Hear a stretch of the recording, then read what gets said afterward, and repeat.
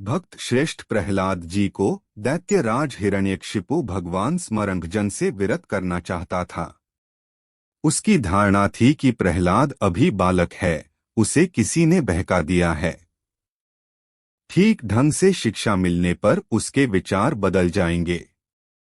इस धारणा के कारण दैत्यराज ने प्रहलाद को शुक्राचार्य के पुत्र शंद तथा अमर्क के आश्रम में पढ़ने के लिए भेज दिया था और उन दोनों आचार्यों को आदेश दे दिया था कि वे सावधानी पूर्वक उसके बालक को दैत्योचित अर्थनीति, दंडनीति, राजनीति आदि की शिक्षा दें। आचार्य जो कुछ पढ़ाते थे उसे प्रहलाद पढ़ लेते थे, स्मरण कर लेते थे, किंतु उसमें उनका मन नहीं लगता था। उस शिक्षा के प्रति उनकी महत्व बुद्धि महीन थी।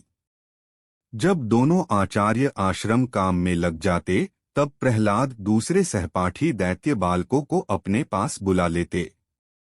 एक तो वे राजकुमार थे, दूसरे उन्हें मारने के दैत्यराज के अनेक प्रयत्न व्यर्थ हो चुके थे। इससे सब दैत्य बालक उनका बहुत सम्मान करते थे। प्रहलाद के बुलाने पर वे खेलना छोड़कर उनके पास आ जाते और ध्यान से उनकी बातें सुनते। प्रहलाद उन्हें संयम, सदाचार, जीवदया का महत्व बतलाते, सांसारिक भोगों की स्थिति समझाकर भगवान के भजन की महिमा सुनाते। बालकों को यह सब सुनकर बड़ा आश्चर्य होता। दैत्य बालकों ने पूछा, प्रहलाद जी, तुम्हारी अवस्था छोटी है, तुम भी हम लोगों के साथ राजभवन में रहे हो और इन आचार्यों के पास पढ़ने आए हो, तुम्हें ये सब बातें कैसे ज्ञात हुईं? प्रहलाद जी ने बतलाया, भाइयों, इसके पीछे एक इतिहास है। मेरे चाचा हिरण्याक्ष की मृत्यु के पश्चात मेरे पिता ने अपने को अमरप्राय बनाने के लिए तपस्या करने को निश्चय किया और वे मंदराचल पर चले गए। उनकी अनुपस्थिति में देवताओं ने दैत्यपुरी पर आक्रमण कर दिया। दैत्य अपने नायक के अभाव में पराजित हो गए और अपने स्त्री पुत्रादि को छोड़कर प्राण बचाकर इधर उधर भाग गए। देवताओं ने दैत्यों के सूने घरों को लूट लिया और उनमें आग लगा दी। लूटपाट के अंत में देवराज इंद्र मेरी माता कयाधु को बंदनी बनाकर अमरावती ले चले। मार्ग में ही देवर्षि नारद मिले। उन्होंने देवराज को डांटा, इंद्र, तुम इस पराई साध्वी नारी को क्यों पकड़ लिए जाते हो? इसे तुरंत छोड़ दो। इंद्र ने कहा, देवर्षि, इसके पेट में दैत्यराज का बालक है, हम दैत्यों का वंश कर देना चाहते हैं। इसका पुत्र उत्पन्न हो जाए तो उसे मैं मार डालूंगा और तब इसे छोड़ दूंगा। नारद जी ने बताया, भूलते हो देवराज, इसके गर्भ में भगवान का महान भक्त है।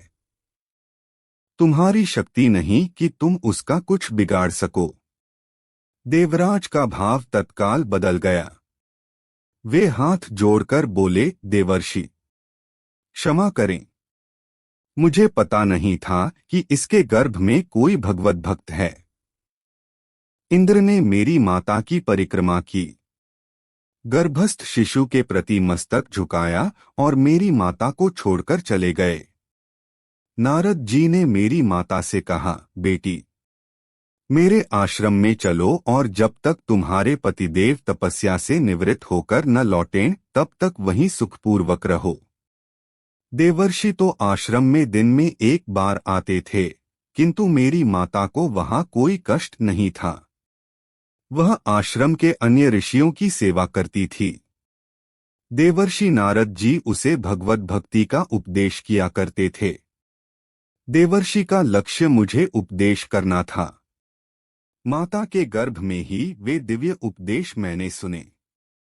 बहुत दिन बीत जाने के कारण और स्त्री होने से घर के कामों में उलझने के कारण माता को उपदेश भूल गए, किंतु देवर्षि की कृपा से मुझे उनके उपदेश स्मरण हैं।